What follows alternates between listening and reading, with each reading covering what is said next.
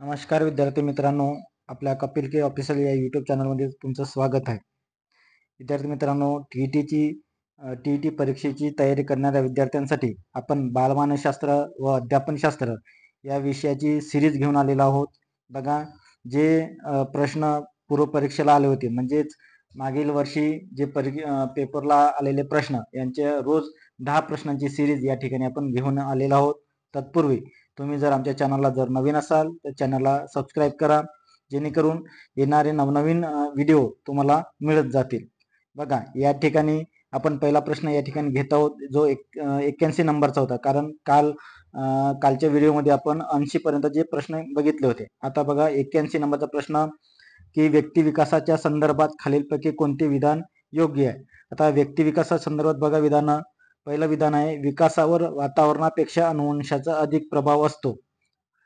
दुसरं, विकासावर अनुवंशापेक्षा वातावरणाचा अधिक प्रभाव असतो. तिसरा आहे, विकासावर अनुवंश आणि परिसर यांचा पूरक प्रभाव असतो. विकासावर अनुवंशाने संक्रमित झालेल्या गुणदोषाचा परिणाम होत नाही. बघा, या ठिकाणी व्यक्ती विकासावर आपण अनुवंश किंवा वातावरण यांचा दोघांपैकी कोणाचा जास्त प्रभाव पडतो हे निश्चित सांगता येत नाही. त्याच्यामुळे बघा की विकासावर वातावरणापेक्षा अनुवंशाचा अधिक प्रभाव असतो हे विधान स्पष्टपणे चूक आहे. दुसरं, विकासावर अनुवंशापेक्षा वातावरणाचा अधिक प्रभाव असतो हे विधान चूक आहे. दोन्ही विधाने चूक आहे, कारण कोणाचा प्रभाव जास्त किंवा कोणाचा प्रभाव कमी असतो हे निश्चित सांगता येत नाही. आता तिसरं बघा, की विकासावर अनुवंश आणि परिसर यांचा पूरक प्रभाव असतो. अनुवंश आणि परिसर यांचा प्रभाव पूरक प्रभाव असतो हे निश्चित आपल्याला सांगता येते. चौथं बघा, विकासावर अनुवंशाने संक्रमित झालेल्या गुणदोषाचा परिणाम होत नाही. म्हणजे विकासावर अनुवंशाने संक्रमित झालेले जे गुणदोष त्यांचा परिणाम होत नाही हे विधान चूक आहे. म्हणजे स्पष्टपणे आपल्याला आपलं जे योग्य उत्तर आहे ते तिसऱ्या क्रमांकाचं आहे, की विकासावर अनुवंश आणि परिसर यांचा प्रभाव असतो.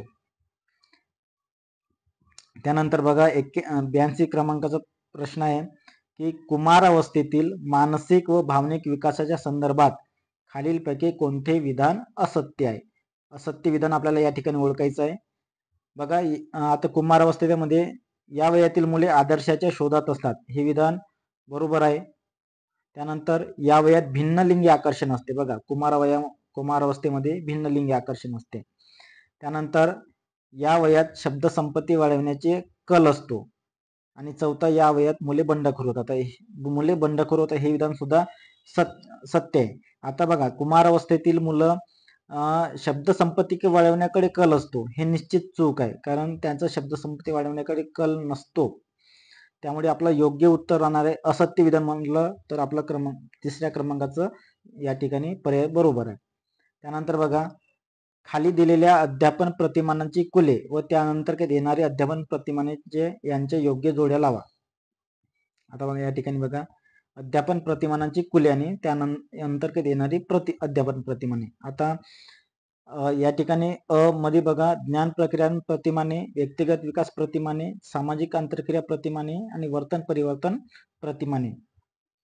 या ठिकाणी बघा, आता ज्ञान प्रक्रियाकरण प्रतिमानामध्ये एकूण 7 जे आहेत ते 7 प्रतिमाने आहेत. आता 7 प्रतिमाने कोणती? ज्ञान प्रकरण प्रतिमाने एकूण 7 आहेत. 7 मध्ये बघा, उद्गमन प्रतिमान आहे, संकल्पना प्राप्ती प्रतिमान आहे, बोधात्मक विकास प्रतिमान आहे, अग्रत संघटक प्रतिमान आहे, पृच्छा प्रशिक्षण प्रतिमान आणि स्मृती प्रतिमान आणि जीवशास्त्रीय पृच्छा प्रतिमान. आता बघा, ज्ञान प्रक्रिया प्रतिमानामध्ये जे 7 सांगितले त्याच्यापैकी या ठिकाणी जीवशास्त्रीय पृच्छा प्रतिमान आलेला आहे. म्हणजे ची जोडी आपल्याला या 4 नंबरला लावता येते. ठीक आहे. त्यानंतर व्यक्तिगत विकास प्रतिमाने बघा, आता व्यक्तिगत विकासामध्ये एकूण 4 प्रतिमानं सांगितली आहेत. त्याच्यामध्ये बघा, अनिर्देशित अध्यापन प्रतिमान, सर्जनात्मक प्रतिमान, जाणीव जागृती प्रतिमान आणि संकल्पनात्मक प्रणाली प्रतिमान. बघा, आता व्यक्तिगत विकासामध्ये जे 4 सांगितले त्याच्यापैकी या ठिकाणी आले आहे सर्जनात्मक प्रतिमान. ठीक आहे. म्हणजे याची जोडी जी आहे ती आपल्याला 3 नंबरला लावता येतील. त्यानंतर सामाजिक आंतरक्रिया प्रतिमान. बघा, सामाजिक आंतरक्रिया प्रतिमानामध्ये एकूण 7 प्रतिमाने आहेत. त्याच्यामध्ये न्यायतत्व शास्त्रीय शोध प्रतिमान, समूह अन्वेषण प्रतिमान, सामाजिक अभिरूपता प्रतिमान, सामाजिक पृच्छा प्रतिमान, भूमिका पालन प्रतिमान, प्रयोगशाळा पद्धती प्रतिमान, वर्गसभा प्रतिमान. आता सामाजिक मध्ये जे 7 सांगितले त्याच्यापैकी या ठिकाणी कोणता आला आहे की न्याय तत्व शास्त्रीय शोध प्रतिमान, म्हणजे क ची जोडी आपल्याला अ ला लावता येईल. त्यानंतर वर्तन प्रतिमान, वर्तन परिवर्तन, याच्यामध्ये एकूण 6 आहेत, 6 प्रतिमान आहेत. त्याच्यामध्ये वर्तन प्रतिमानामध्ये बघा संभवनीयता व्यवस्थापन प्रतिमान, आत्मनियंत्रण प्रतिमान, प्रशिक्षण प्रतिमान, मानसिक ताण कपात प्रतिमान, आत्मविश्वास प्रशिक्षण प्रतिमान, निसंवेदन क्षमता प्रतिमान. याच्यापैकी जे या ठिकाणी आला आहे की निसंवेदन क्षमता प्रतिमान. ठीक आहे, तर आपले योग्य पर्याय काय राहणार आहे अ क्रमांकाचा, कारण अ ला 4, ज्ञान प्रतिमाला जीवशास्त्रीय, व्यक्तिगत विकास प्रतिमानाला म्हणजे ब ला 3, सर्जनात्मक प्रतिमान, सामाजिक आंतरक्रिया प्रतिमानामध्ये बघा क ला 1 म्हणजे न्याय तत्व शास्त्रीय शोध प्रतिमान, आणि वर्तन परिवर्तन प्रतिमानामध्ये बघा निसंवेदन क्षमता प्रतिमान. ठीक आहे, त्यानंतर 84 क्रमांकाचा प्रश्न बघा की खाली दिलेल्या उद्दिष्टांपैकी लैंगिक शिक्षणाची उद्दिष्ट कोणती. आता बघा अ क्रमांकाचा पर्याय लैंगिकतेविषयी असणारे अज्ञान दूर करणे, हे बरोबर आहे. प्रजोत्पादन संस्थेच्या कार्याची योग्य माहिती देणे, हे सुद्धा बरोबर आहे. मुलांना कुटुंब संस्थेच्या कार्याची माहिती देणे, हे सुद्धा वाक्य बरोबर आहे. आणि निकोप आणि सुदृढ शरीर स्वास्थ्यासाठी मार्गदर्शन करणे, सुद्धा बरोबर आहे. म्हणजे सगळे पर्याय आपल्या या ठिकाणी बरोबर आहेत. त्यानंतर बघा लेखी परीक्षेमध्ये सुधारणा करण्याच्या दृष्टीने आत्मनिरीक्षण खालीलपैकी कोणती बाब उपयुक्त ठरणार नाही, उपयुक्त नाही. आता लेखी परीक्षेमध्ये बघा सुधारणा करण्यासाठी, आता लेखी परीक्षेमध्ये सुधारणा करण्याचे असेल तर काय काय आवश्यक आहे, दीर्घोत्तरी प्रश्नांचे प्रमाण कमी करणे, बरोबर आहे.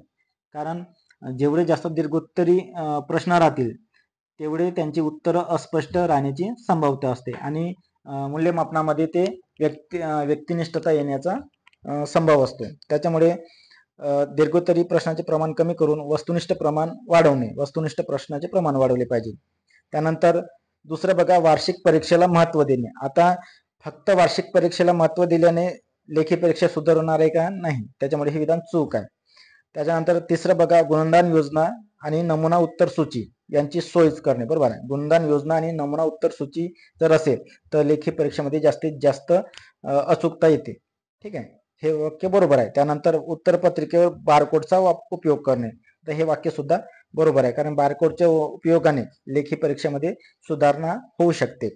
तर आपल्या प्रश्न काय होता की कोणती बाब उपयुक्त ठरणार नाही, तर वार्षिक परीक्षेला महत्त्व देणं ही जी बाब आहे कोणती 2 क्रमांकाची, दुसऱ्या क्रमांकाची जी आहे ती वार्षिक परीक्षेला महत्त्व देणे, हे विधान चूक असल्यामुळे आपलं प्रश्नाचं उत्तर आहे 2, वार्षिक परीक्षेला महत्त्व देणे. त्यानंतरचा प्रश्न बघा 86 क्रमांकाचा की खालीलपैकी कोणती उदाहरणे मूर्ताकडून अमूर्ताकडे अध्यापन सूत्रावर आधारित आहे. आता अध्यापन सूत्र बघा की मूर्ताकडून अमूर्ताकडे, अमूर्ताकडून मूर्ताकडे. आता या ठिकाणी बघा की भूगोल विषयात नकाशाचा वापर करणे, हा जो आहे मूर्ताकडून अमूर्ताकडे आहे. विद्यार्थ्यांना थोर नेत्यांची चरित्र सांगणे, हे सुद्धा मूर्ताकडून अमूर्ताकडे. निसर्ग चित्र शिकविताना चित्र दाखवणे, सुद्धा मूर्ताकडून अमूर्ताकडे. आणि कवितेचे स्पष्टीकरण देणे, हे जे आहे ते अमूर्ताकडून मूर्ताकडे आहे. त्याच्यामुळे आपल्या प्रश्नाचे उत्तर बघा की अ, ब आणि क आहे, फक्त ड येणार नाही. त्यानंतर 87 क्रमांकाचा प्रश्न या ठिकाणी बघा की खालील मूल्यमापनाच्या साधनांमधील कोणती साधने निरीक्षण तंत्रासाठी वापरतात. आता निरीक्षण तंत्रासाठी बघा मूल्यमापनाची साधनांपैकी पडताळा सूची, हे सुद्धा निरीक्षणासाठी वापरले जाते. पदनिश्चय श्रेणी सुद्धा वापरले जाते आणि प्रासंगिक नोंदी सुद्धा वापरल्या जाते. आता व्यक्तिमत्व प्रश्नावली ही मुलाखत तंत्रासाठी वापरली जाते, ही जी निरीक्षण तंत्रासाठी नाही वापरली जात. तर ही जी आहे ना व्यक्तिमत्व प्रश्नावली मुलाखत तंत्रासाठी असते. त्यामुळे आपल्या प्रश्नाचं उत्तर राहणार आहे अ, ब आणि ड. त्यानंतर बघा 88 क्रमांकाचा प्रश्न अध्यापन प्रतिमानांच्या बाबतीत खालीलपैकी कोणती विधाने असत्य आहे. अध्यापन प्रतिमाने बघा त्याच्यामध्ये कोणती विधाने असत्य आहेत. पहिलं विधान बघा अध्यापन प्रतिमानामध्ये सुयोग्य शैक्षणिक कृती व वातावरण विषयी मार्गदर्शन असते. बघा अध्यापन प्रतिमानामध्ये सुयोग्य शैक्षणिक कृतीने वातावरण निर्मिती याविषयी मार्गदर्शन केलेलं असते, म्हणजे हे विधान बरोबर आहे. दुसरं, अध्यापन प्रतिमानामध्ये आधारभूत मानसशास्त्रीय सिद्धांताचा अंतर्भाव असेलच असे नाही. बघा या ठिकाणी काय सांगितलं, मानसशास्त्रीय सिद्धांताचा अंतर्भाव असेल असे नाही.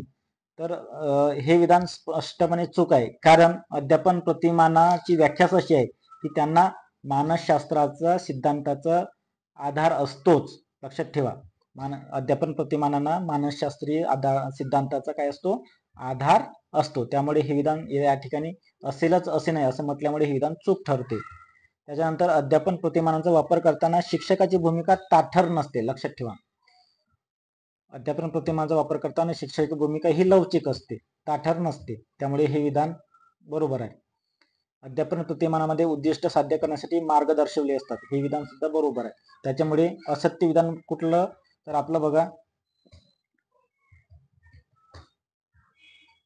असत्य विधान क्रमांक 2 आहे, म्हणजे उत्तर क्रमांक 2. त्याच्यानंतरचा प्रश्न बघा 89चा, खालील आक्षेपांपैकी बालोद्यान पद्धतीवर घेतलेला कोणता आक्षेप असत्य आहे. असत्य असलेला ओळखायचा आपल्याला. बालोद्यान पद्धती बघा ही मुलांसाठी असते, लहान मुलांसाठी.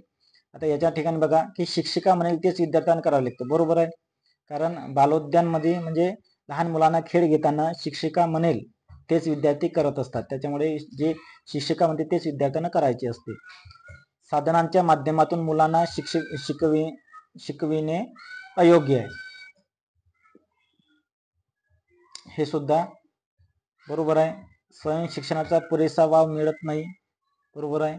त्यानंतर बघा मुलांना खूप स्वातंत्र्य असते, बालोद्यान पद्धतीमध्ये मुलांना खूप स्वातंत्र्य मिळत नाही, त्यांच्यामुळे हे विधान असत्य आहे. म्हणजे आपल्या प्रश्नाचं उत्तर 4 क्रमांकाचं. त्यानंतर खालीलपैकी कोणती अध्यापनाची तत्वे आहेत. आता अध्यापनाची तत्वे बघा या ठिकाणी सहनशीलता बरोबर आहे, व्यक्तिगत फरक, त्याच्यानंतर लोकशाही प्रधानता आणि योजनाबद्धता, हे 4ही ऑप्शन या ठिकाणी बरोबर आहेत. त्यामुळे ही अध्यापनाची तत्वे आहेत.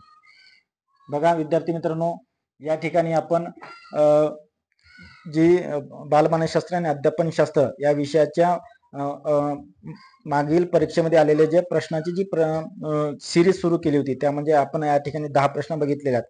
आपण असेच रोजच्या व्हिडिओमध्ये 10 प्रश्न बघणार आहोत. त्यामुळे तुम्ही जर आमच्या चॅनलला सबस्क्राईब केले जर नसाल तर लवकरात लवकर सबस्क्राईब करा आणि व्हिडिओ आवडल्यास व्हिडिओला लाईक करा आणि शेअर करा. धन्यवाद.